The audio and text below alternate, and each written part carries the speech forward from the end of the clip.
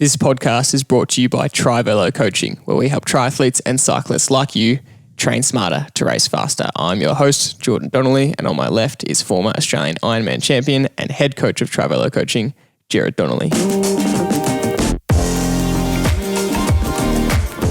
So the big race has finally come and you want to perform at your best and you want every little advantage that's going to help you feel good and stay strong. Because when you're halfway into the race and everything is starting to really hurt, every minor detail can either help or hinder your performance. Suddenly everything seems to be a little bit exaggerated. You know, every minor bump, every minor roadblock can really be exaggerated in a good or bad way. So in today's episode, we're discussing 11 hacks to stay strong on race day and give you the best chance at a good performance. And with Ironman Cairns coming up next week, this is a very topical episode. So firstly, Dad, welcome to the episode. We've got a lot of hacks to get through, but to start us off, what are you grateful for? Thanks, Jord.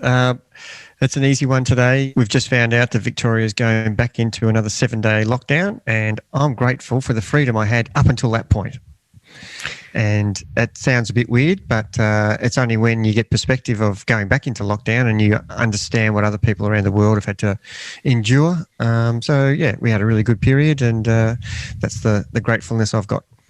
Great gratitude. Really good one to start. Mine's an easy one as well, especially it's kind of COVID related, even though we're a little bit sick of talking about this and we try and vow never to talk about it on the podcast because the rest of the world's sick of talking about it. But after last year, I made a conscious effort this year to try and catch up with more friends for dinner frequently. I said that, you know, you can easily get caught up in the business of the week and weeks can just fly by. And so on weeknights, I try and schedule in to have dinner with friends, either just at home, quite simply, or go out for dinner. And I'm really grateful for that this year. It's been really nice to, it kind of slows down your week. You know, you have dinner, you're present, hopefully, you put your phones away and you just catch up with someone, and it really slows down the weeknight. It means the weeknights don't just fly by. And so I've been really grateful for that so far this year. Fantastic. Moving on to our next segment, and that is what has caught your attention. And again, this is a little bit lockdown related for you, but what's caught your attention? Well, the very first thing that happened in the last couple of days was when people in Victoria knew that the possibility that they were going to be locked down, and it's literally 8 days, 10 days out from Ironman Cairns, which some people have been training for up to a year for, or 6 months, or whatever the period. It's not like you've been doing something for 4 or 5 weeks. You've put your whole, year on hold almost for an event like an endurance event like an Ironman. And what's caught my attention is the way that the guys we coach have reacted and not dropped their bundle. They're really almost well trained in the thought process of, well, this is what's happened. What can I do? Can I sit here and complain, or will I do something about it? And each and every one of them have already reacted, changed their flights. Some people have had to ask for time off from school as teachers, time off from work, which wouldn't be easy. And normally you would go to the event the week of the event, and we're 10 days up to 14 days out from the event. And they've managed to get themselves up to Cairns already. And, we're doing this podcast, on a Thursday that's still 10 days away from the race. And the guys have changed everything about what they had to do. And I just think that's incredible. That's caught my attention as how quickly they responded and got on with it. It's a really good sign for their race. Yeah, it's really good. It's an interesting decision to make because there is risk involved. You don't know what the states are going to do with closing borders, etc. You might have to get up there and isolate or get a test, or worst case scenario quarantine. So I guess it shows, depending on how important the race is to you. If you really you've been working as hard as possible for this, you've paid for everything to get there, and you want to make sure it happens, you're in this mindset of, I'll do anything to get there and I'm not going to complain about it. Obviously, if people can't do that, then that's fine as well. You just have to make that decision yourself, and it is a pretty tough decision to make. Yeah, and look, certainly I got asked, what should I be doing? And I can't answer that question for individuals. Ideally, you would try to give yourself the best opportunity. That's the answer. And if it means you have to do a hard question and ask your boss for time off or extend your accommodation and pay more. These are the decisions you have to make. But if it means waiting until your actual flight, which might have been Thursday week, and then there's no flights leaving Melbourne, then you've got no decision then. You have no choice. So you're giving yourself choices. You'd rather have control of your destiny than have put it in other people's hands. Yeah. Either way, it's very tough, and there is a lot of empathy for any Victorian athletes who wanted to get to Cairns. Hopefully, you can either get there, and if not, it's just another roadblock in the journey of the racing season. Exactly. Yeah. Moving on from that, what's caught my attention is we spoke a few weeks ago at the start of the Giro, the Tour of Italy, about how this race always proves the true test of respecting the whole event and respecting the distance and time of an event, and understanding that you might be feeling good in week one, but it's a 3-week race. So we saw that finally the absolute superstar in Egan Bernal cracked on last night's stage. He looked unbeatable for the first 17 stages, and then on the 17th stage he cracked. And we said this, that even the guys that are winning still can crack and lose 10 minutes in the last week, and we've seen that time and time again. And so it's even funnier to see it play out in the pros every single year. He did well. He managed his day. He didn't lose the lead. He only lost a minute or a minute and a half, which was a good result for him. But we'll see over the next few stages towards the end of the tour whether he's too fatigued or whether he can hold out, and he has measured his effort properly. Oh, it's such a really interesting point, isn't it? At the professional level, which is, we're all, amateurs and everyday cyclists or triathletes who just love what we're doing. And we absolutely love watching the pros, whether you're a triathlete pro or a bike riding pro. You love seeing people go about their business and watching how they perform and how they manage their efforts. And, we predicted this right from the start, that even though someone seemingly is head and shoulders above the rest of the field, and let's face it, he has been. And I'm intrigued to see that 2 days ago in the rain, where it was an unbelievably horrible day, and he ended up attacking the bunch on the last climb, and he ended up gaining time on his fellow competitors, and everybody's sort of applauding that, and I am as well. It's incredible show of the level that he's at, and he even had time to take his rain jacket off so that he could take a photo of him with a pink jersey on his back. That did catch my attention as well. That was, I thought, in a Grand Tour you're taking every second, but maybe he was forced to do it sponsorship wise for the race or something. Maybe he would have got a fine if he didn't show the pink jersey. But anyway. Yeah, but my coaching mind was going, I don't know if he should have done that and taken time on everybody, because this is a 3-week event and you have to measure your effort over 3 weeks. And did yesterday's little hiccup, was that a result of Tuesdays going and attacking the bunch? And was that necessary? And you could argue both ways, but only time's going to tell here. And I'm intrigued to hopefully that his attacking of the bunch, when let's face it, the yellow jersey or the pink jersey, all he has to do is defend his time and get to the last day in front. That's all he has to do. He doesn't have to show his hand, yet he has shown his hand, and he's just way better than everybody else. But all of a sudden, 2 days later, he's not as invincible as he was. And is that because of what he did on Tuesday? That's what I'm so keen to see. Is he going to falter again between now and the final day? Because there's 600 Ks to go. There's some of the most epic climbs to come. And my thought process is this isn't over by a long way. Mm-hmm. Yeah, definitely. And not even just looking at Bernal, but looking at the top 10, they've fluctuated so drastically. Guys that were in the top 3 quite safely 2 days ago are suddenly now 6 minutes behind. And Yates, who was second and then propelled to 5th and then had a really good day yesterday or last night for us, is now suddenly 3 minutes clear in 3rd. So, this top 10 is always fluctuating so much.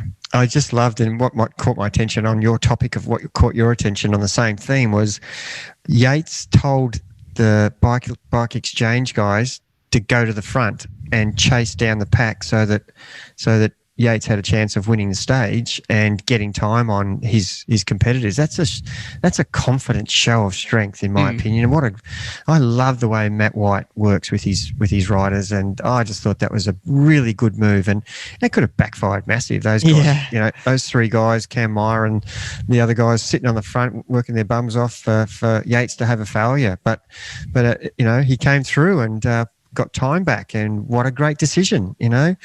Big risk, big reward. Yeah, but that's probably what we're going to talk about a little bit in today's podcast, which is exciting. Yeah, absolutely. So moving into the topic of today's podcast, 11 hacks to stay strong in a race. We're just going to get through these. When we were talking about the hacks to stay strong in a race, we probably could have listed 50, but we picked 11 that we thought could be really helpful to you as the listener. So number one, it's very obvious, but it has to be said. It could be the theme of our whole podcast and our whole show and your whole coaching philosophy, and that's don't go out too hard. Yeah, and people are probably sick of me hearing it, and it's very boring coaching advice, but it is the most critical piece of information out of anything that I could tell anybody on race day is, disregard your pace in the water, your power on the bike, and your pace as a runner. Disregard that at your peril, and you must totally be up to date with what you're doing at all stages of the race. So going out too hard might feel good, but you're going to pay for it at some point in the race. Whether it's, I can use myself as an example in Hawaii back in 1988, in the dinosaur years, and feeling good with 3K to go on the run, and then it all fall apart with literally 2K to go, where you've got full body cramp, and so obviously I didn't measure my effort well. It's an 8 and a bit hour day, and here I fell short by 8 minutes. It's like we talked about with Bernal. It's a 3-week race. An Ironman's a 8, 9, 10, 11, 14-hour day, and you just cannot go too hard at any point in that whole day. You do that at your peril. Yeah, absolutely. And if anyone that's ever had full body cramps, I've had them once, and it is not enjoyable, to say the least. I mean, think of just a hamstring cramp or a quad cramp and then multiplied by your whole body. Point number 2, respect the event. Similar to our theme of what we just said. It is. And there's so much in endurance that you need to respect, and that's why I love the sport, because you still have to respect a 100-meter runner. You still have to respect a 50-meter swimmer, because they have to train for that, for that one event. And if they make the slightest mistake, they're going to pay for it. And as a 100-meter runner, you get the start wrong, your race is over. You can't. But as an endurance event, you've got time to cover your mistakes to a degree. And if you go too hard, you're pretty much doomed. So that's sort of the first thing we talked about. But the second one we're on now is definitely respecting the nature of the event. I suppose that the distance is the main thing that I always say. If you don't understand what time you're going to be out there for, and you don't measure your effort against that time, and that's what respecting the event is. The temperature of the day, the difficulty of the terrain. Obviously most people are competing against themselves, and they want to improve against themselves. But we do have a small section of our group that are trying to podium in an age group, or pros who are trying to win. And we have a cross section of 3 types of people, and you've got people who are new and just want to complete. So, you've got to respect the event, and I have done the same thing. I have done, I can't remember how many triathlons. It's over 250 triathlons of, that many Ironmans and half Ironmans and long course events and Olympics that, and there gets a point where you think, I've got this. And the longer I'm in my career, the more I didn't respect the event until it bit me so badly that I just went, what just happened to me? I had a huge failure in in one of my races, and it was such a shock to me because I've forgotten about respecting everything about the requirements of the day. I've done this before, you know, and you often hear in work and life where I use the example of guys falling off ladders who've been working off ladders for 40 years or been working off scaffold, and they have an accident because they've not respected it. You know, it's like driving a car. The minute you take your eyes off the road,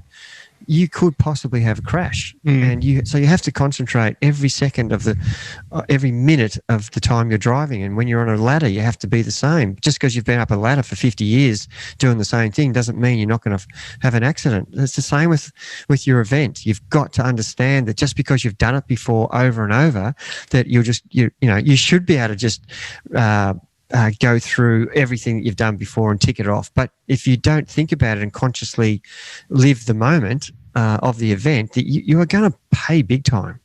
It's advice for not only the beginner who's doing the event for the first time and, you know, making sure they respect the event that they're about to do, but it's also advice, like you're saying, to the veteran who might have done it so many times that they risk being complacent, and complacency is the enemy of success. And yeah, you see that play out all the time. It happens in sports teams when they have a good run and they're a little bit confident, and then they get a little bit of a shock. You know, it might have happened to Melbourne last weekend in the AFL, where they've gone on a run of 11-0, and then they come up against the bottom team in Adelaide and they're a little bit complacent, and then bam, one of the bottom teams shocks them and gets an upset win. So. You see it happen all the time. And that's why we've often laughed amongst our group to bet on the team that's least likely to win, because the team that's unbeatable will lose to that team, which doesn't make any sense. It's funny how it always happens, but yeah. Yeah. So look, you know, there's so much involved in that, you know, and look, the people who are more experienced, they're the ones I'm really talking about. The beginners, the first timers, they've got such fear that they respect the event. And that's the thing.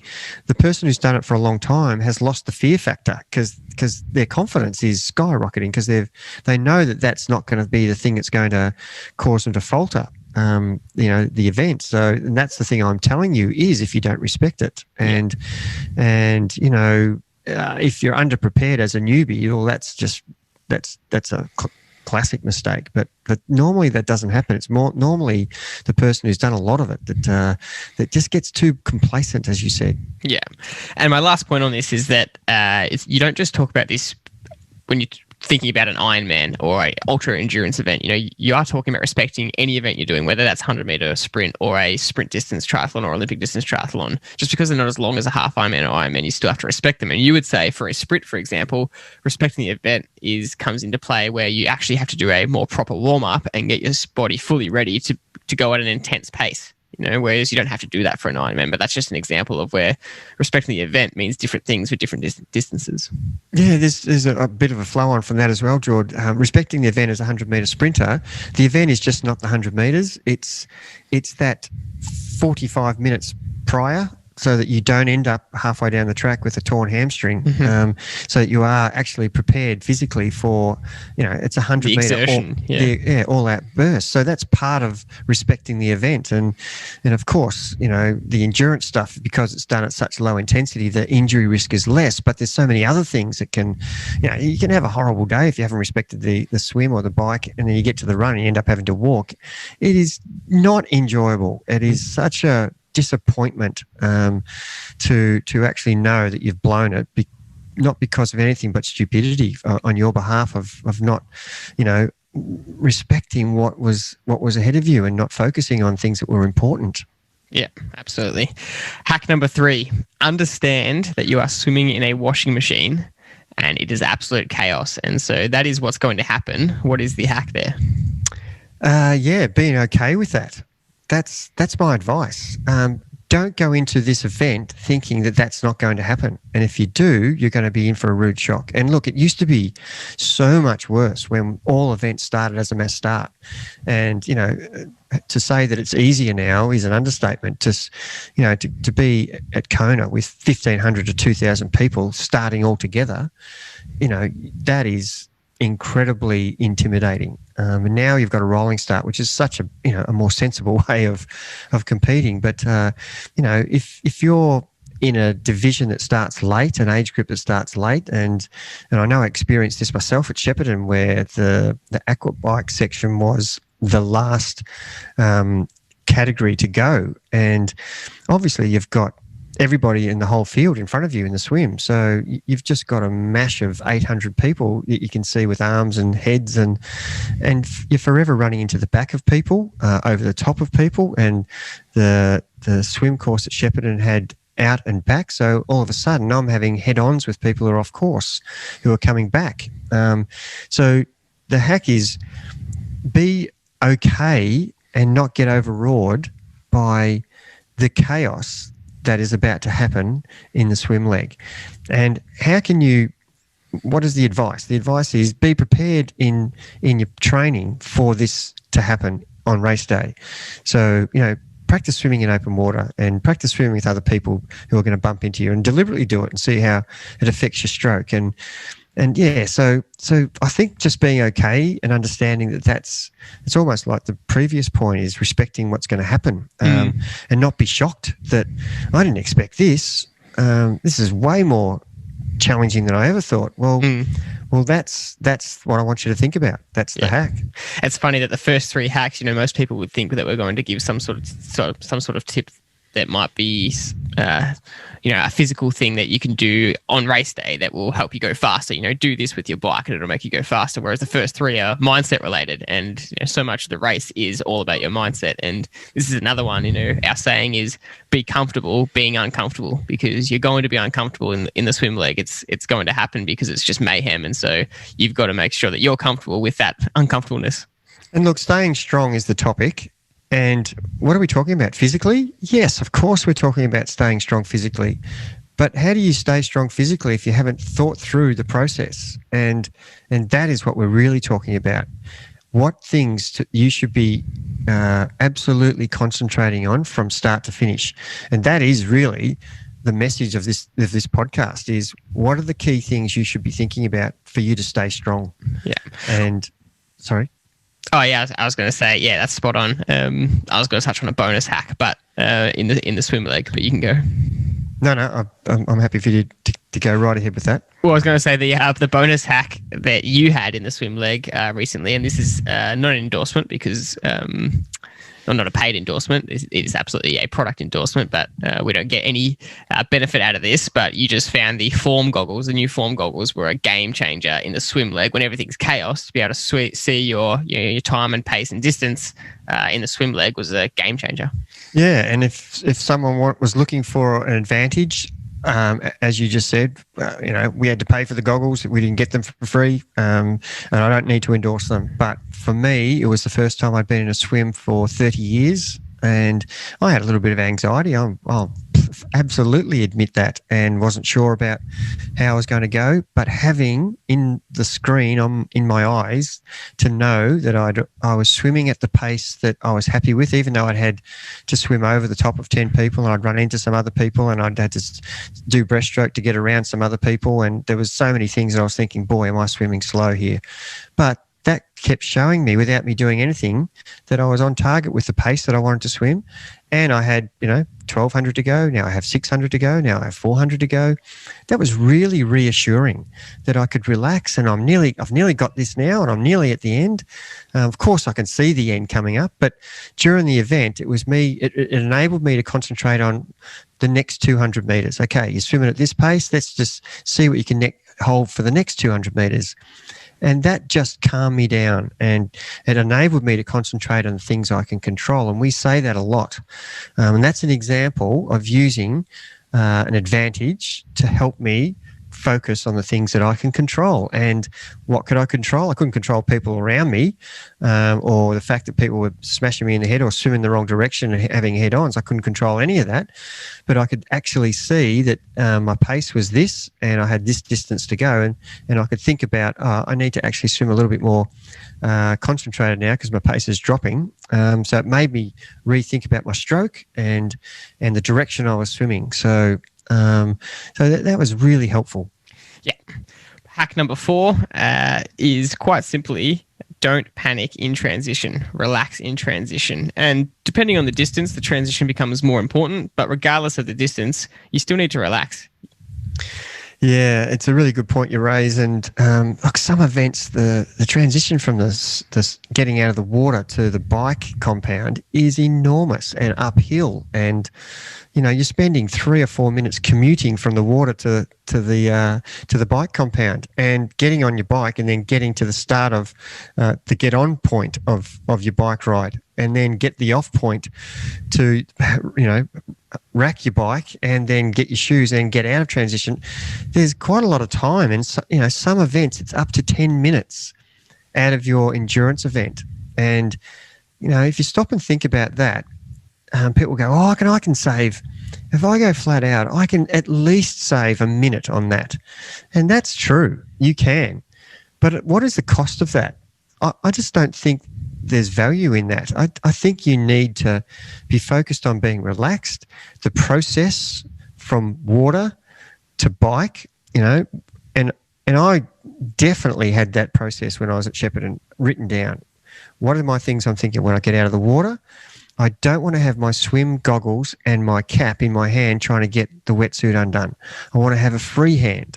So I was going to put my goggles on the top of my head, leave the cap on, and have 2 free hands to grab the wetsuit strap to undo it, and then I had 2 good hands to pull it down. And then I would take my goggles and my cap off so that when I got to transition, I could put that down and continue with the derobing of the wetsuit. So things like that, in transition will make you more calmer and relaxed. And my goal was not to run hard from the exit of the swim to the bike rack. Why? Because I wanted to keep my heart rate down. I didn't want to start the bike leg with a high heart rate. And I've said that many times in many coaching podcasts.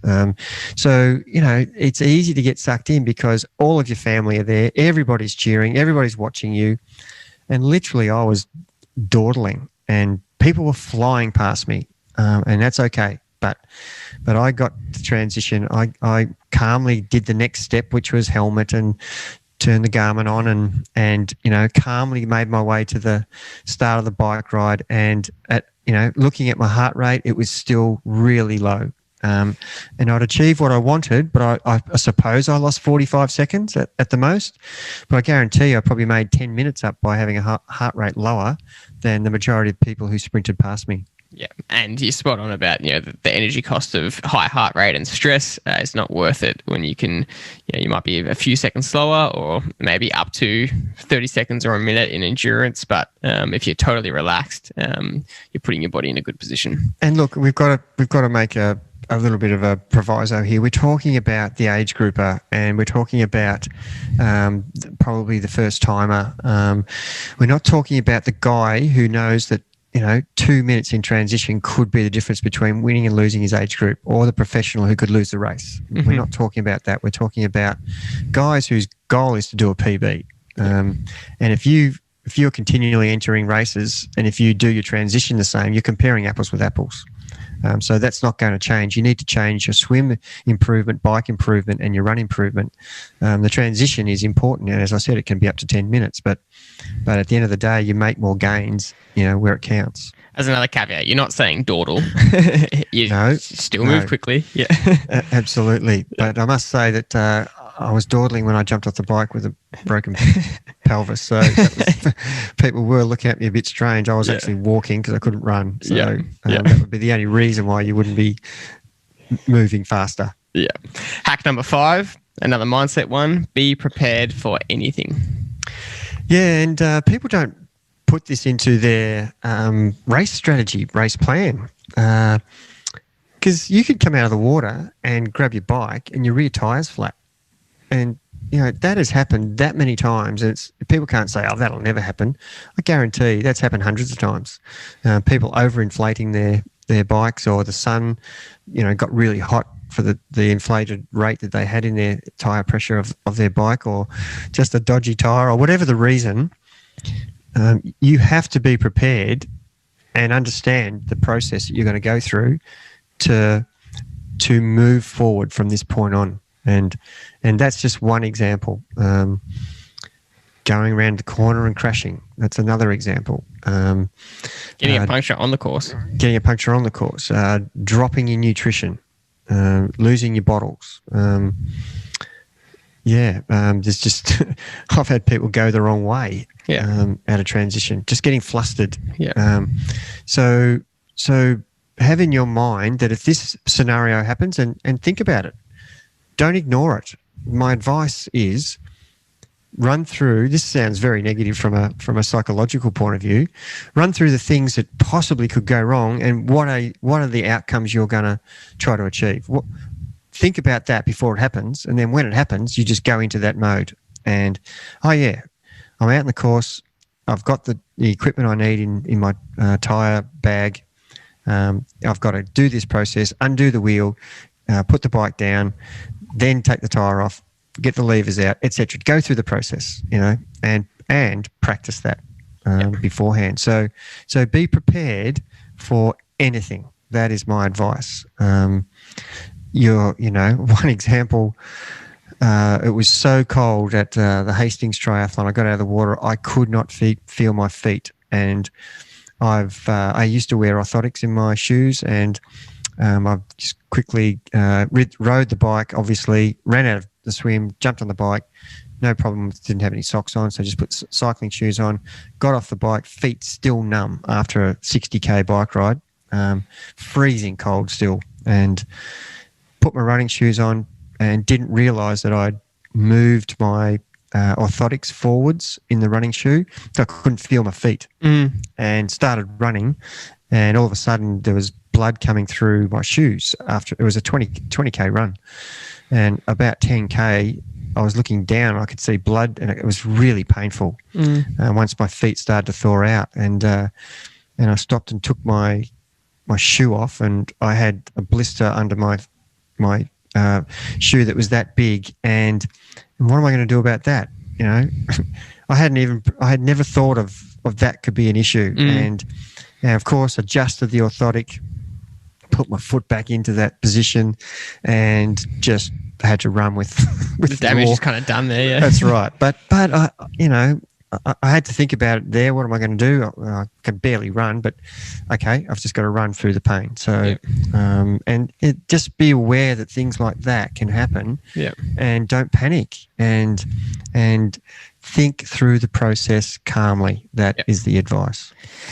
Our next hack is a bit of a big one. A few things to discuss in this, but it's about the bike leg, and our overarching thing, and you'll know from whenever we've talked about a race plan, is follow your data, follow your numbers. You said it at the start of the race, respect the event, and don't follow your numbers at your peril. But there is another point you want to make on this, and that is follow the numbers.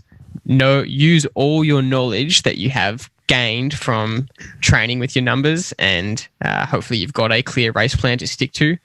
But also, it's the flip side of the coin is it's time to race, isn't it?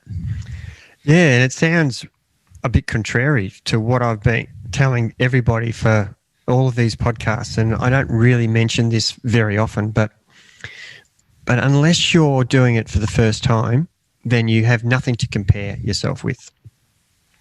So the newbie, his goal is obviously to finish and do it as well as he can, and that's normal for everybody. You haven't done it before, so how can you beat your previous best, because it doesn't exist. But for the person who's doing their second or 20th event, your goal is to be better than you were before. And anybody who says that's not their goal is I don't know, dreaming. Because what would be the reason that you just want to clock up another painful day in an endurance event?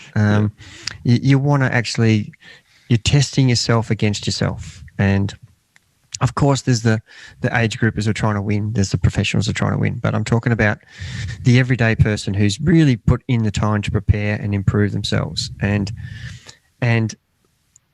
I want you to have all the information about your race plan, about your numbers, about all the data, all the things we've banged on about in every podcast we've ever done, which is talking about, getting knowledge about how to execute your performance. But there's the one thing that we don't ever talk about, and that is to race it. And it just sounds like the opposite advice. What do you mean? When do I race it? Well, that's the answer to the question to the answer. There are points where, if let's just take an Ironman, you don't, say you're trying to do 300 watts for the whole day. You don't do, the next 5 minutes, I'll do 350 because I want to race. That's not what I'm saying. I'm saying there is a point where at the 50K mark where you still need to be boringly patient and follow the data. And at the 100K, the same. You need to be doing your nutrition, following your data, working out exactly what you should be doing. But at some point at the 130, 140, 150, if you want to beat what you did previously, you need to just slightly up the effort. And that's where the racing part comes in. And as you know, with risk comes reward, but also comes pain and suffering and a bad outcome. So how much are you willing to risk, and at what stage of the day should you risk that? And that's the advice I'm giving here is, obviously the closer you get to the finish, and the finish is the run leg, then the risks can be greater. In the swim, if you're going to go flat out, that's miles away from the completion of the day. So the risk's quite high. But because it's a 3-sport event, you do them as individuals, risk something towards the end of the swim. Is that going to be an advantage? Not really. It's not, you could gain 30 seconds and spike your heart rate. Is that worth risking? I don't think so. In the bike, I've got this bike leg at 150K. I could really smash the last 30K.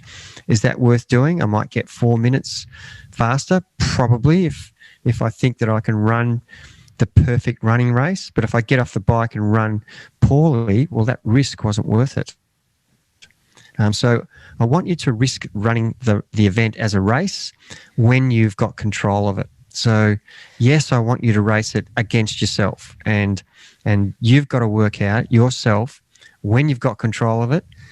So you can start. And look, if we used Kipchoge's world marathon example of running 41 kilometres with 1 kilometre splits of 250, and then running the last kilometre of his 42.2 at 249, that is a person showing utmost patience yet still racing. So I think he ended up running 243 or something because he let it go and he went for it. Yeah, and what I'm saying is you need to be as patient as you could ever possibly be in an endurance event, and therefore once you have got control of the race, like the example of Kipchoge, then you are free to race. Especially on the bike leg, which is, the point of this hack is to follow your data, but it's time to race. And what you're talking about here is, you've done all this work, you've put in all this time, you've done all this training for this day. So now it's time to test yourself. Now it's time to see what you're made of. You're not holding back anymore. In training, you stick to the numbers, you stick to the range. You want to make sure that you can train well on one day, but also be able to back it up the next day and get through your training weeks. But there's nothing else after this. It's time to give it your all. Yeah, and look, for those watching the video, I'm holding up my Garmin. That is my information. That's my Bible. And that's my reference. That's all it is. I'm going to refer to it to stop me from, as we said earlier, going too hard early, staying in the range, riding the right power. But at some point, I'm a competitor and I want to beat myself from the previous event. So therefore, I'm here to race, but using all of the information in training as our reference. And we refer to it to help us make better decisions. Yeah. But at the end of the day, we are here to race against ourselves. And that's the key thing that I want to get the message of. Don't forget to race. Just to make it crystal clear, what you said before about, if your race plan is 300 watts for the whole event, you're potentially aiming to push yourself and ride 301 or 302. That's what we're talking about in an Ironman, for example. Yes. You're not ever saying, like you said, it's time to race. I want to go 350 watts here. I'm going to put in a surge because Gerard said to race, and I'm going to ride 450 watts up this hill. That's not the racing we're talking about. Yeah, but look, at the end of the day, the result we're trying to get is, say your bike leg was, let's use the Ironman, you were a 5:34 rider and you rode the whole event at the top of your range that you thought you could do, which you knew will give you a 5:30, you're 4 minutes ahead. And as long as you can hold that for the run and maybe run a bit better, you could end up 5 minutes ahead or 6 minutes ahead. That's what we're talking about. Riding at 1 or 2 watts above for the whole 180K could mean the difference of 5 minutes. and that's how to race. Yeah. And that leads us to our next point, which you use this term when you're describing that hack. So hack number 7 is you have to be boringly it's what you call boringly patient or boring consistency, and it's a triathlon. So with everything we just said about the bike leg, you want to test yourself. The run outcome will be determined by the setup of the first 2 legs.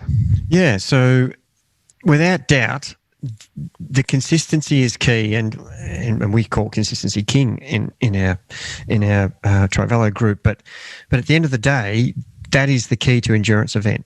It's not how fast you can go at any given point. It's how consistent you can be all day. And so, patiently consistent, boringly patient, whatever words you want to use, that is the mantra. And obviously racing it at the end, which is what we just talked about. But without that setup, you can't race the run, and you will be fading in the run if you haven't patiently set your event up. And I just want to get that message across.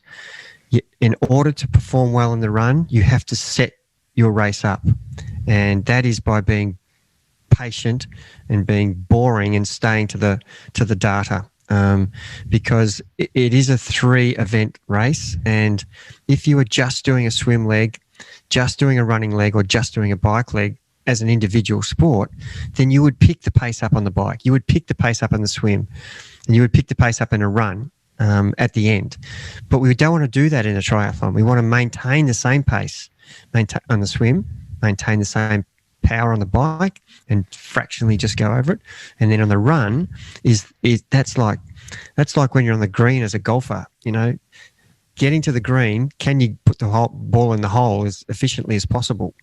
That's drive for show and putt for dough. It's like running is the same. The running is the result of the setup that you've done for the previous 7 hours or 8 hours. And if you make a muck up of that and you haven't been patient, then there's no outcome except for catastrophe with the run.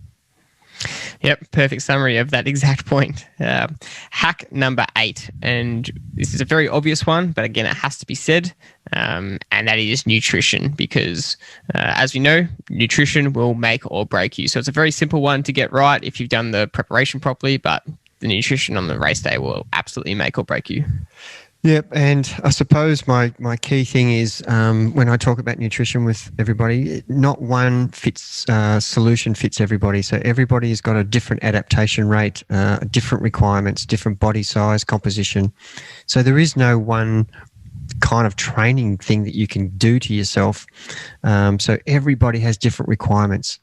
And so you need to know those requirements before race day. So that would be the key important thing about nutrition. Understanding in your practice what is going to be effective on race day, and remembering that you're going to probably be competing at a little bit higher level than you would in training on those endurance days. You would have done enough training at a higher level in other sessions, but as a racer on race day, you could possibly be burning more fuel than you have practiced in your training days. So you need to understand that is a possibility.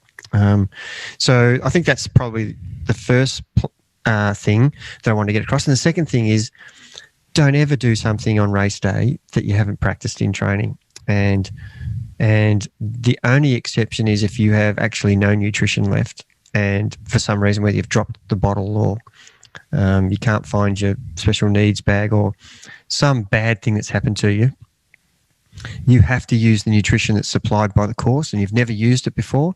That would be the only reason that I would say fair enough, because you don't know how your body's going to react to something that you haven't trialed before. So that is a really key point to make to everybody, and that is the reason why we practice our nutrition in training, so that come race day we know exactly how we're going to react. And by taking something that we've never had before and we've still got our own nutrition on board, that's a really bad mistake. Yeah, and with nutrition, the goal is just to stay strong, and that's what these hacks are about: staying strong throughout the race. And if you stick to your nutrition plan, then you'll keep yourself strong. But just remember that even the pros forget to take their nutrition in the race because you're concentrating so hard on what's happening. You might be fully prepared with nutrition, but you just make the mistake of forgetting. So you just have to put things in place to remind you to take it at this time. What is your plan of? I'm going to take this at 30K, this at 60K. And so, a lot of people can use on their bike little notes, in a bike race, in a Grand Fondo, you might have the sections of the race and you can put a little asterisk or something to remind you to take food at that point, because it is easy in the moment to forget to actually take your food and fulfill or execute your nutrition plan. You can also do a simple thing, Jord, like set your Garmin alarm to go off every 15 minutes. And I'm a believer of time rather than distance, because you could be with a tailwind and you get to a point so much quicker and you could be consuming too much too quickly. So time is a better measurer. So every 15 minutes your Garmin might buzz and time to drink, time to eat, or whatever. So they're really helpful little things to use on race day. Hack number 9, do not under any circumstance follow someone else's plan. Yep, and for those who've listened to a lot of the podcasts, I did talk about this way back in a few years ago, and it is, if you know someone in an event and they're somehow ahead of you or catching you, and that's not happened before, and you are too competitive or too proud to let that person go, that could be the end of your day. And it did happen to me in an event where someone who never got near me on a bike ride and possibly could catch me on the run caught me on the bike ride and passed me, and I abandoned my whole race plan and stuck near them, only to run the worst I'd ever run in my life. And I followed someone else's race plan. And how did I know that that person was right or wrong in his plan? It turned out that person wasn't running at all. He was just doing a swim and bike, and I'd followed the plan of someone who wasn't doing the same event as I was. And what a stupid decision I made there. You have a plan. The majority of the rest of the field don't. They're just going by feel. So they should be actually following you rather than the other way around. So don't get sucked in to people that you may know that are doing something different on race day. It could be adrenaline. It could be that something's not working on their power. You just don't know what's going on with them. So, this is not the time to follow someone else's plan. Especially, that's don't follow someone that you know. In that case, don't ever follow someone that you don't know, because you just have no idea about their ability, what they're doing, what their plan is, anything. Yeah, and, me mentioning following someone that you do know would make a little bit of sense, but it makes less sense if you follow someone that you actually don't know. You don't know anything about their preparation or their ability. So don't be a sheep and follow someone else. That's one of the best advices we could give. Yeah. Hack number 10 is pay attention to your core body temperature. It's really important, especially in the longer races or races in warmer climates, not to overheat. Yeah, I think it's one of the few times I'm a really big fan of heart rate and getting feedback from the heart rate data, especially if you're in a let's just take Cairns, for example, which is coming up. A lot of the local Queenslanders would be totally temperature adapted to the conditions, and a lot of the people coming from Tasmania or Victoria or South Australia would not have the same practice in training in those humidity and heat conditions in the last sort of 4 or 5 weeks. So heart rate's a really good indicator of how your body's coping with the stress. And at the end of the day, you need to take note of that. And if you allow your heart rate to go into the red zone, even though you might not be actually riding hard or running hard, it's just the temperature that's causing your body to overheat, which will spike your heart rate. You need to be listening and watching that, and you need to pull back when you start to see your heart rate, which normally should be, you should be racing an Ironman for your own particular. I'm just using an example. Mine might be 145 is the number I don't want to go over, but on a day where I'm in a hot climate, I could see 155. I have to slow down, otherwise I'm not going to complete the event. I'm going to actually, go slowly, progressively worse. Yeah, and it's quite a simple one, and it's a little bit hard to measure that accurately or scientifically, so to say. But it's something to really pay attention to. Yeah, and look at understanding what your normal heart rate is against in an endurance training session. This is so easy to monitor. What have I been averaging say I've been doing 3 by 1 hour efforts. What is my average heart rate for that hour? The first hour is always lower than the third hour. And a sign of good fitness is if you can have your heart rate the same for all 3 hours. But as your body temperature rises and your fatigue level rises and your need for fuel rises, the heart rate goes up. So you would have a good idea of what is a good functioning heart rate that you can sustain all day in training. So when you come to race day, look back at what the heart rate average. Where did you get your max? What time of the ride were you getting your max? And obviously, we're trying to not think about hills here, which if you're on a flat course, if you start to see your heart rate spiking, you need to pull back straight away. And you have to have another race plan there. If the temperature's creating this problem, and some races have been held in 40-degree temperature, and you cannot expect to do the same times in that event that you have done before, because the temperature will prevent that. And only the people who've been training in 40 degrees for 3 or 4 months will be able to cope with that. So don't have expectations of the same time or trying to, you can only compare with the day's conditions from other events. So as we said earlier, when you're trying to do a PB in an event, these are things you have to take into consideration. The conditions on the day, was it freezing cold? Was it boiling hot? Was it blowing a gale? So definitely the body temperature and using heart rate are really useful tools in an endurance event as you progress through the event. They're not much good at the start of the swim, bike and run because there's the lag periods, and we've talked about that a lot in the podcast. But once you're into your journey, it is something to monitor. Yeah. And lastly, to finish off, our last hack of the day is hack number 11. To stay strong, you have to muster up every single thing that you've got. You have to draw on everything you have, because this is your race. Yeah, it's good that this is the last point, because I suppose a lot of the theme is mental toughness and drawing on every single thing that you've ever done in your training up until this point is going to help you on race day. And examples if I'm starting to feel like, this is getting pretty hard, at the 170K of the bike, and I can't wait to get off this bike. And I'll start to think about, I did 6 rides that were longer than this, and they were on hotter days than this, and I'd had a hard training week. I am fresh. This is my day. These are the things that you should be thinking about. And mentally strong, that is how you allow your brain to control the outcome and draw on those experiences of hard training days and sacrifices you made. And then in the run, at the 20K mark, you've still got 22 Ks to go, and you're thinking, oh my God, I am really battling here. But believe me, most other people are battling as well. You're not on your own. Think like that. Am I the only one having trouble today? No. This is an endurance event where most people are being pushed to their limit, and if they're not racing. So the person who can stay in the moment and not think too far ahead, and that's the strategy you should be thinking about, in the middle of the bike section. Oh boy, I've got 90K to go. Why would you possibly be thinking about that except for to measure your effort? That would be the reason. But other than that, it shouldn't be, I can't wait for this to finish. That's the wrong thing to be thinking about. You should be concentrating on, what's my cadence?